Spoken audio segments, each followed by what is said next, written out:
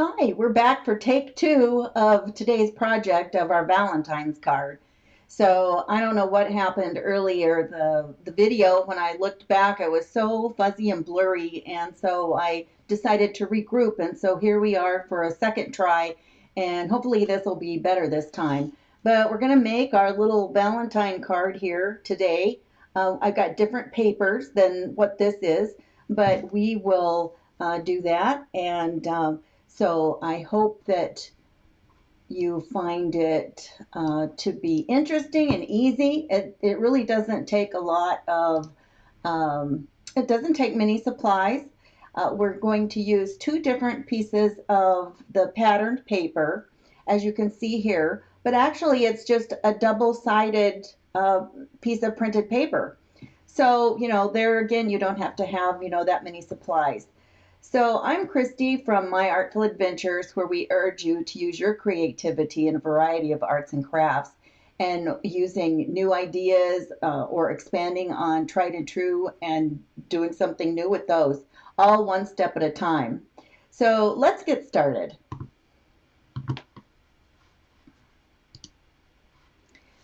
Okay, I've got everything all set here, and let me just mess around here, get my view to where I can make sure that we're seeing everything. Okay, so I've got everything, and in the description I have put the cut sizes for the paper pieces if you want to make this size of card. It's the half sheet of letter size paper, and so here's the card base, and that's what we will use for the base. And I'm going to set it to the side for now, and we're going to work on creating the front part. Now, what I like to do with making the little flag bottoms is cut it up from the center and then just snip it towards the center both directions. And we're just going to do that on each of the pieces.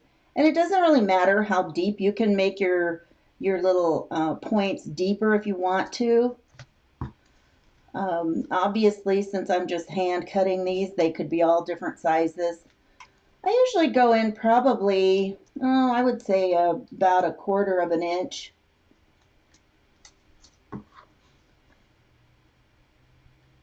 Maybe a little bit more. And just snip all those.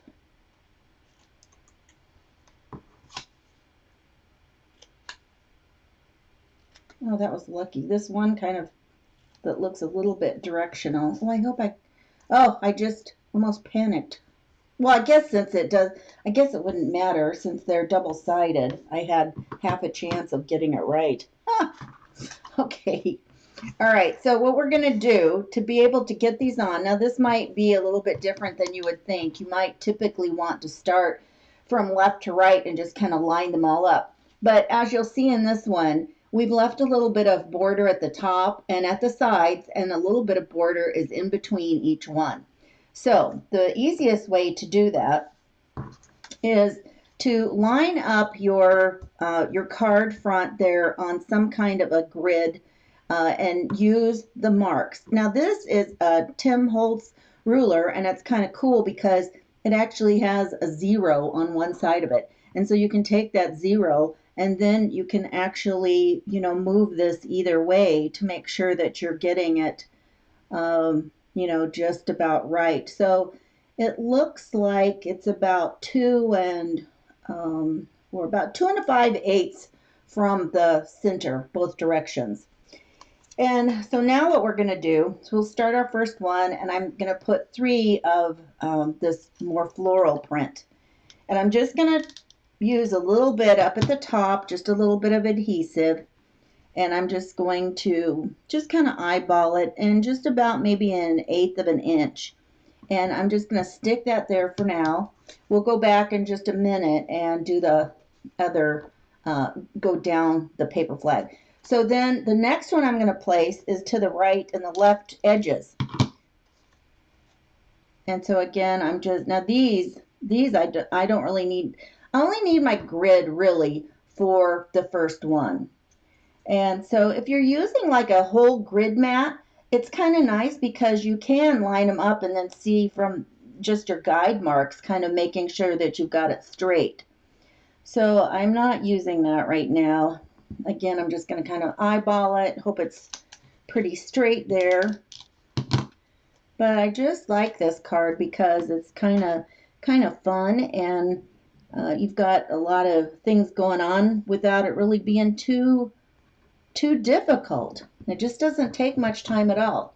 So now the next two, I'm going to flip over on the other side and use this little heart print.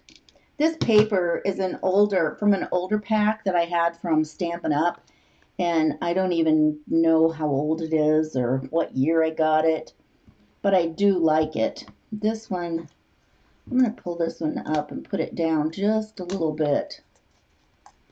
It got a little bit high. And that's the other thing. If you don't put too much tape on to start with, you've got a chance to reposition them if you need to. And so again, we're going to flip it over, put a dab of tape there, and put this one on. And you just want them kind of all an equal distance from each other. Okay, and so I'm happy with that. And so now what I'm going to do is I'm just going to lift this up, and I'm going to put some tape under the side, or on the underneath it. Let me see here.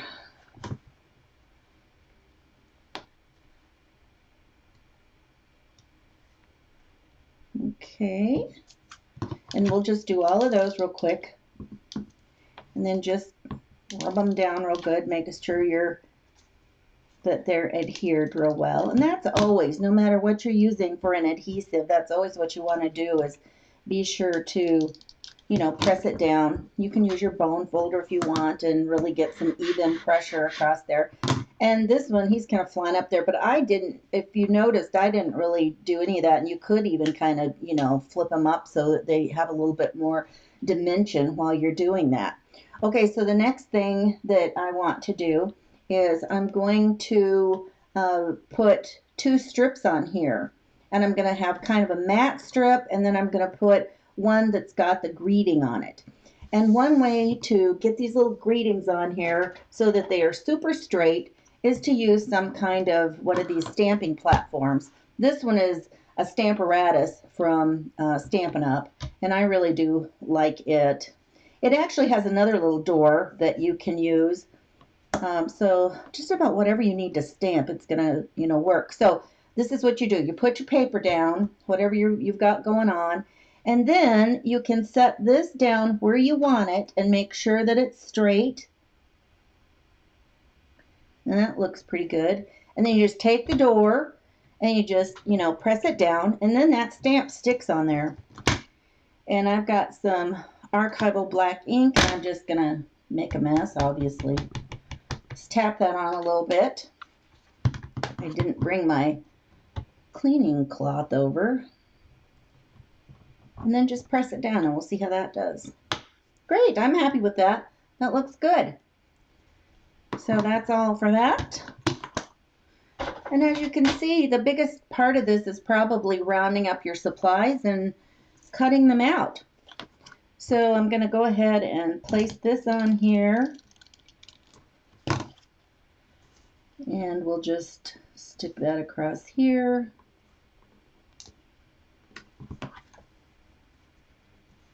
It looks pretty straight. Put some adhesive on our greeting strip. And the little greeting is from an old set that I had from Close to My Heart. And it was actually something that went along with some Cricut. It was called Just to Say, and it was a Cricut collection. And I tell you, you can still find some of these little sayings. Actually, I don't know about a lot of places. I think Stampin' Up currently has one. It doesn't have one that says Happy Valentine's Day, but it's got all kinds of other sayings that would be perfect for, a variety of cards. Now this one is a little bit long. I'm going to snip that off. Okay. Now, before I get started, I made a mess here of my tape runner. Okay, and I'm going to show you a trick with that in a second. Okay, so now I'm ready to put my hearts together. And so I've got one that I've got some red, and I'm just going to layer these together. And since that looked I didn't really like that, so I wanted another little something. And I could have used, I really wasn't sure what to, put on there, but I thought that really kind of, went with the whole thing. And so that made a quick thing. I already had the paper out, and I just, made a smaller heart like that. And then we can just layer that on top of this one. And then I want to, well, actually, I'm going to go ahead and adhere this. So here is our card base, and it's 5.5 by 8.5, and I've already scored it. I don't know if you can see. Yeah, you can see the score mark right there. So I've already scored it. And I scored it to where the indentation is right here on the top. And when you do that, you're actually stretching the fibers. So when you take it down here like this and you're scoring it, let's say you've got your scoreboard and you've scored it like this. If you just pick that up and you fold it that direction, that's really the way that you want to fold it, it's kind of counterintuitive because it makes this little, it's raised on the back, and you kind of think, oh, that's where I should fold it. But it really isn't, because what you've really done when you've scored it is you've begun to stretch the fibers. And by stretching the fibers, it allows the paper to not crack. Some paper is worse about cracking than others. And so when you're real careful about that and you've already begun to stretch the fibers, you have less chance of it cracking. And so when you fold your paper, that's the best way to do it. Now, we may not always remember to do that. We may fold it the other direction, and it's not really going to matter. I mean, nobody's going to check, and unless it cracks all apart, which, it most likely is not going to, you will be fine. Okay, so now we're just going to add some adhesive on the back. Now, sometimes if you get adhesive or tape runner that seems to kind of keep going after you have stopped, one of the things that you can do is once you reach here and it stops, you can just do a little flick. And then that's going to make it continue to stop, and it will tear off basically at the spot where you wanted it. And so that is kind of a nice little trick to know. Okay, and so now I'm just going to place this on here and get it even and as best I can. And I'll go ahead and turn that over and press that all down good. And then for the heart, I'm just going to put some little foam pieces on here. These are double-sided foam pieces so that it's going to raise it up a little bit. And sometimes if you really want a little bit more depth, you can actually layer them. Foam pieces sometimes you can get rolls of foam and then just cut off your strips however big you want them. And they come in a variety of depths. This is just a kind of a small, or just a normal size one. But it's going to raise it up just enough that it's kind of got a little bit more interest to it. And there we have it. There's our little card, our little Valentine's Day card, and just didn't take us long at all. One thing nice about using a white background is then your white is easy to write on inside, or to stamp a greeting or some kind of a sentiment or verse or whatever. You might have a card like that, or a stamp like that. Or you might want to just handwrite your card. And anyway, then you can see it really well. If you're using a darker colored cardstock, you might want to trim a little piece of white out to be able to put in there and have an easier place to write. It'll be easier to read, certainly. So anyway, that's for today. And remember, when you say My Artful Adventures, I want you talking about your artful adventures. So I hope you'll make some Valentine cards, and be sure and share and show us what you've done.